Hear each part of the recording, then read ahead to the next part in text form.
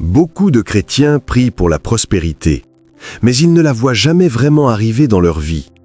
Pas parce que Dieu n'écoute pas leurs prières, mais parce qu'ils passent à côté de 5 habitudes spirituelles simples que les hommes de Dieu dans la Bible pratiquaient chaque jour.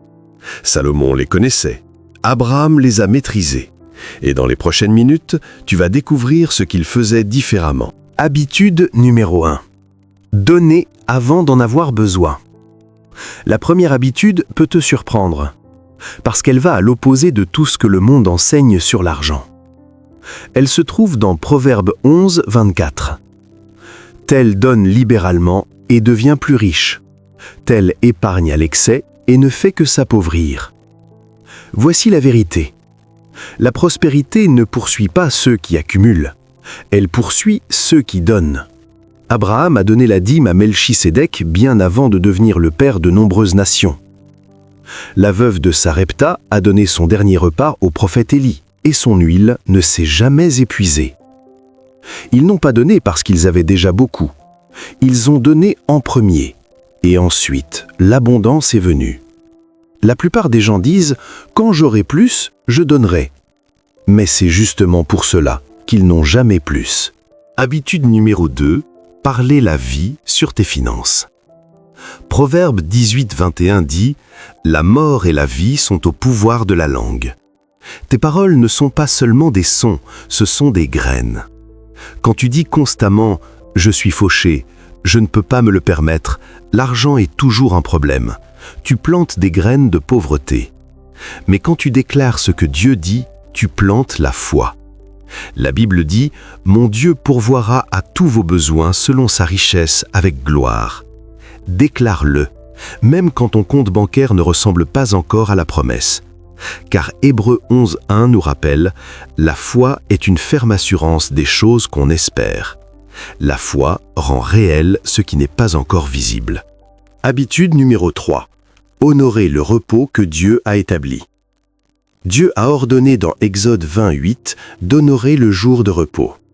Mais voici ce que beaucoup ignorent. Le repos est aussi une habitude de prospérité. Dieu a créé l'univers en 6 jours. Et le 7e jour, il s'est reposé. Pas parce qu'il était fatigué, mais pour établir un principe. Quand nous refusons de nous arrêter, nous disons en réalité « Dieu, mon travail est plus puissant que ta provision. » Et cela devient de l'orgueil. La Bible dit dans Proverbe 16, 18 « L'orgueil précède la chute. » Les Israélites qui essayaient de récolter plus de manne le jour du repos, la voyaient pourrir. Dieu leur enseignait une chose simple. La provision vient de l'obéissance, pas de l'inquiétude, ni du surmenage. Habitude numéro 4.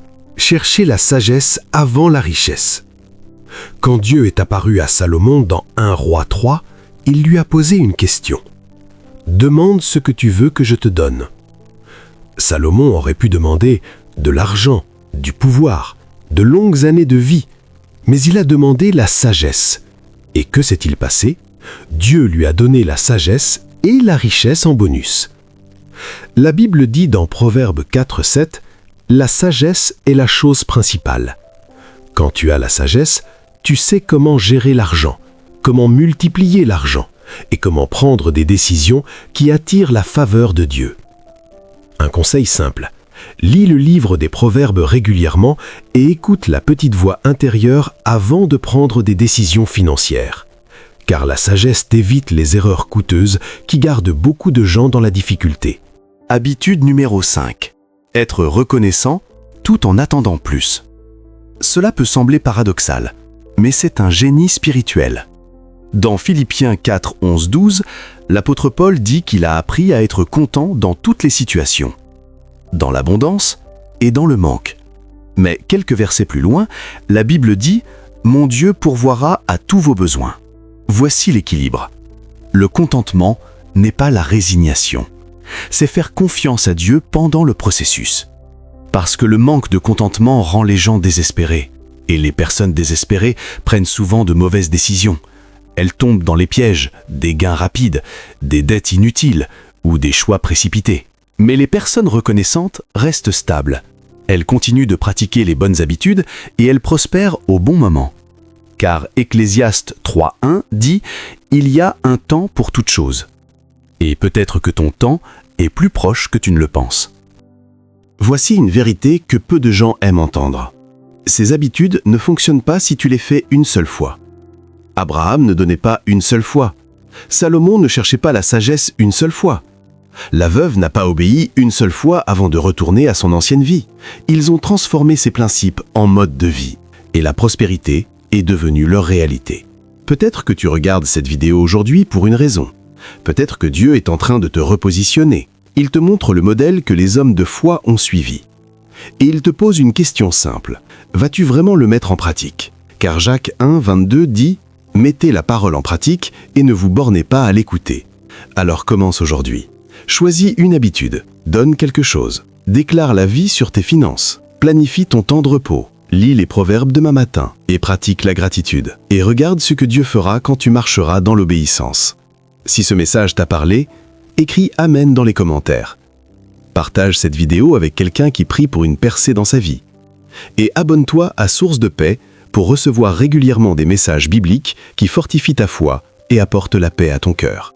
Souviens-toi, la prospérité selon Dieu ne commence pas dans ton portefeuille. Elle commence dans ton cœur.